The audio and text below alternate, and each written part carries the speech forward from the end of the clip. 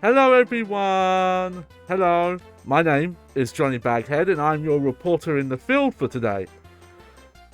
Did you know that there was a kart racer released exclusively for the Xbox Kinect?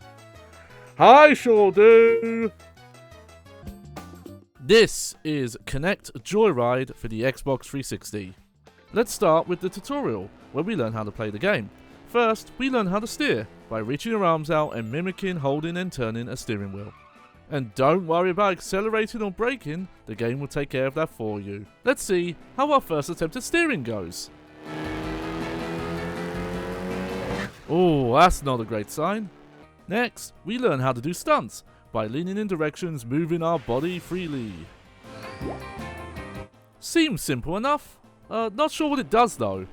Next, we learn how to use our boost meter, by leaning back to charge, then pushing forward to activate.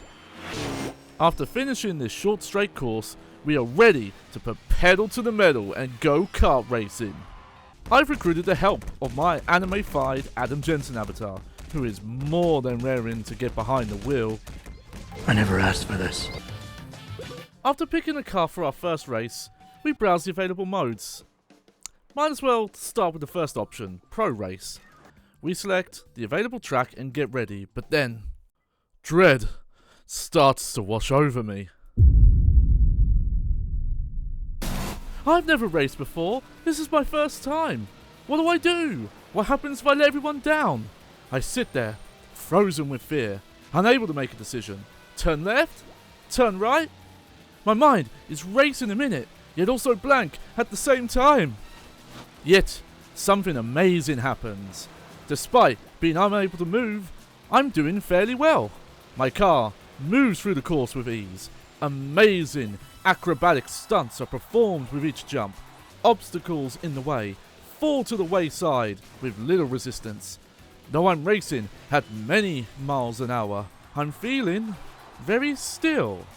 I think my car knows which way to go. Tell my wife I love her very much. She knows. Despite being paralysed with fear for the entire race, I managed to make podium with a third place finish. I even get to see a picture of myself looking like a goober. This high placing result brings me many fans. The currency of this game that unlocks new cars and tracks as your total rises. With newfound confidence, I gave Battle Race a try, the proper kart racing mode with items included in the race.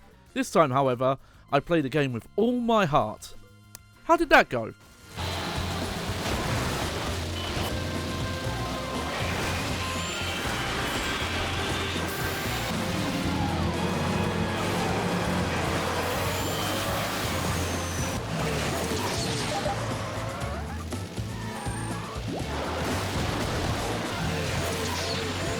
Somehow, now that I was actually trying to play the game, things went much worse. Much worse. After checking the options to see if I was poorly configured and turning off the photo mode for showing how stupid I looked playing, I spent a torturous amount of time selecting a new car. I went back to the battle race mode to try out the new course I just unlocked. Why does the music in this game sound like a 70s spy movie?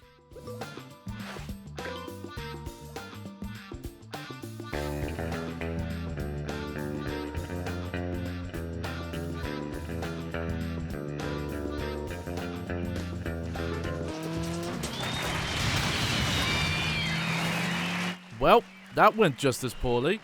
So, where do I start? The basic feel of this game is terrible. There is massive delay on when your steering wheel miming results in your car turning in the game, and poorly tracks how hard you're turning, which ends up feeling both sluggish and overly sensitive. The auto steering this game has when you're actually trying to control the game makes this even worse, with it often trying to make last second corrections against the will of the player, such as when taking a split in a path. In some cases, it will just fail to help and won't correct your attempts to get your arm posturing to be recognised as steering.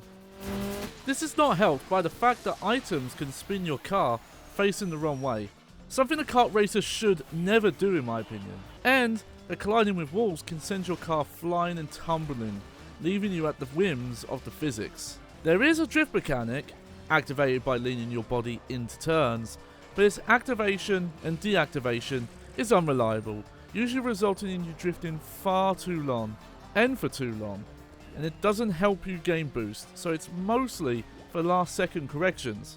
Except, this game isn't responsive enough for this to be of use most of the time. Items are activated by motioning to the left like you're pressing a button, as the game shows here. This input worked maybe 1 out of 10 times. I tried fast, I tried slow, but for whatever reason the Kinect could not track me doing this. I don't have the most ideal setup for Kinect, but I was at least 6 foot away from the camera. But my arm was seemingly moving outside of the tracking range? I don't know. This also ends up compounding the steering issues. You thought steering tracking was unreliable before?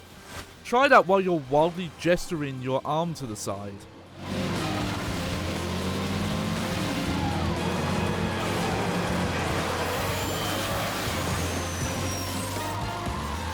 Item variations seem standard: projectiles, mines, ice, even a warp ability, but the icon for items is very small and sometimes vague, so discerning what a power is and what it even does at a glance is harder than it should be.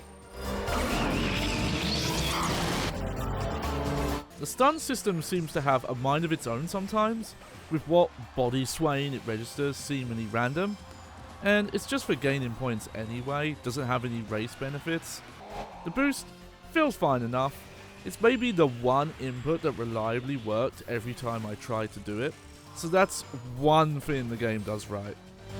Despite these issues, I did eventually manage a first place finish, though it felt like 90% luck more than me getting better at the game. First place finish seems to get us around 200 fan points, but how much is that actually worth? Turns out, not a lot. There are 7 race-specific courses in Kinect Joy Ride, with fan points requirements increasing by the thousands, with the final track requiring over 10,000 points. Fan reward amounts varies between modes, as you'll see, meaning it would take possibly 100 plus races and events to unlock this track. While the other modes do have their own track lists, these are side activities and don't really count to filling out the track roster. 7 tracks is an abysmally low amount, and the idea of having to grind that much to get access hurts to think about. Speaking of those side activities, let's check them out, starting with Stunt.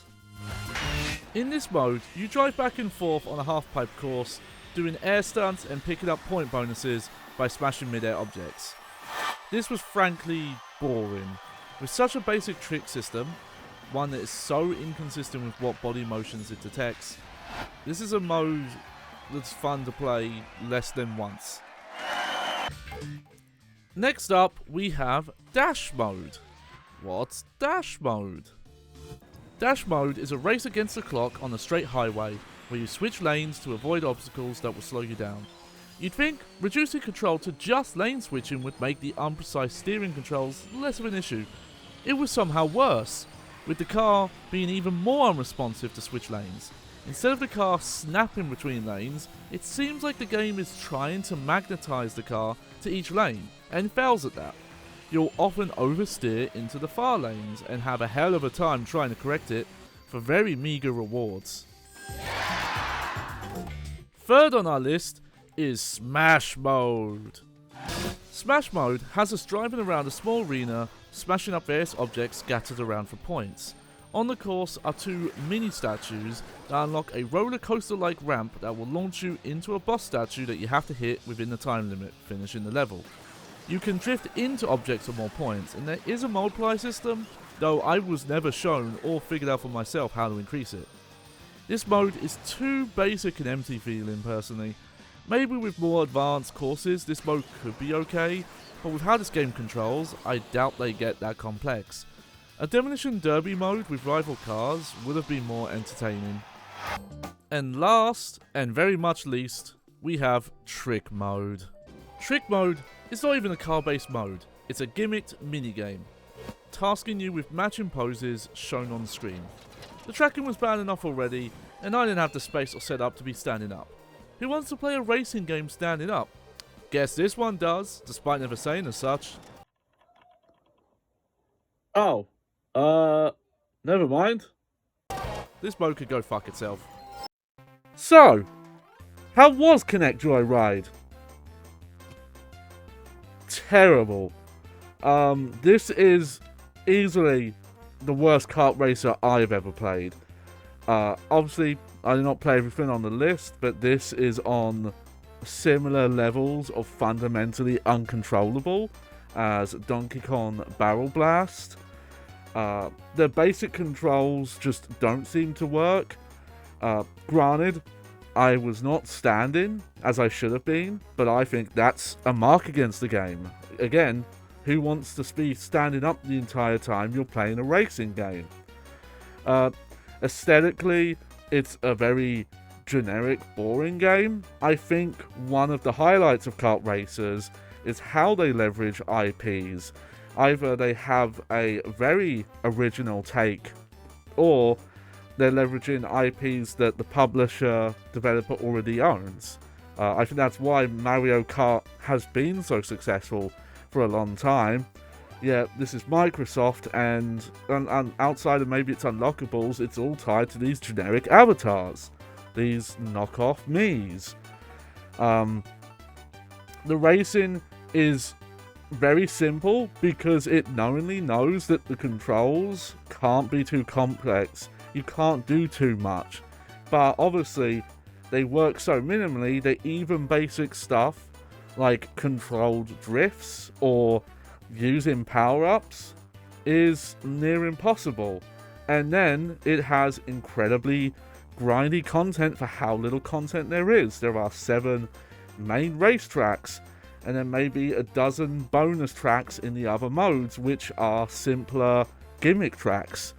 And again, assuming you were getting first place in every race you were doing, that's 50 races to unlock all the tracks on, you know, a very pitiful amount of tracks that starts at 1 and goes up to 7 at the end. There's no cups, there's no speed select, there's just so little in this product. It's like, it's rendered well, it's clearly got production value, but to me, it's flawed from the get-go. It's a terrible idea using a terrible gimmick peripheral that was doomed from the start as soon as they depowered it to make it affordable. And yeah, don't play this game. But it's not up to me where it ranks. I leave that up to you.